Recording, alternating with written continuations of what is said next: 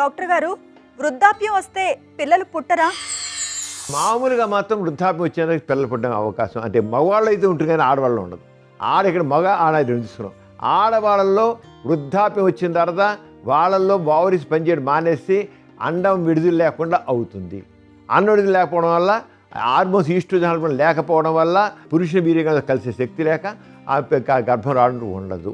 అంచేత ఆడవాళ్ళలో అవుతుంది. కానీ మగవాళ్ళలో మాత్రం 80 వచ్చినా 90 వచ్చినా సంతాన సాఫల్యత మగవాళ్ళలో ఉంటుంది. అయితే ఇటీవల కాలంలో చూసాం మన గుంటూరులో కూడా దాదాపు 70 ఏళ్ళ పైన దాటిన 76 ఏళ్ళ ఆవిడికి గర్భం రావడం, పిల్లల్ని కవల పిల్లలు పుట్టడం అన్నీ జరిగింది.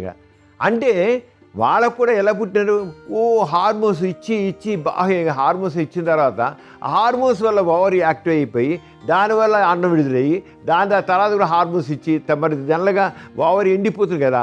ఏ ఓవరీ అయితే హార్మోన్లు ఉత్పత్తి చేయాలో ఆ ఓవరీ చేసే పనిని ఇంజక్షన్ల సప్లిమెంట్ చేసి దాని ద్వారా చేయాలి. అది ప్రపంచ చరిత్రలోనే ఇంతకుముందేమో ఒక 70 ఏళ్ళ ఆవిడకి బెడ్లు పడడం జరిగింది, చదువు మెడికల్ హిస్టరీలో ఉంది.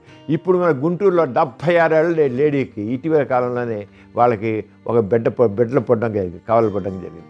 అంచేత గర్భం మామూలుగానే జరుగుతుంది అంతాను. అంటే దానికి ఇంకా మెడిసిన్స్ బాగా ఇంజక్షన్స్ బాగా హార్మోన్స్ ఎక్కువ ఇచ్చేసి చేయొచ్చు.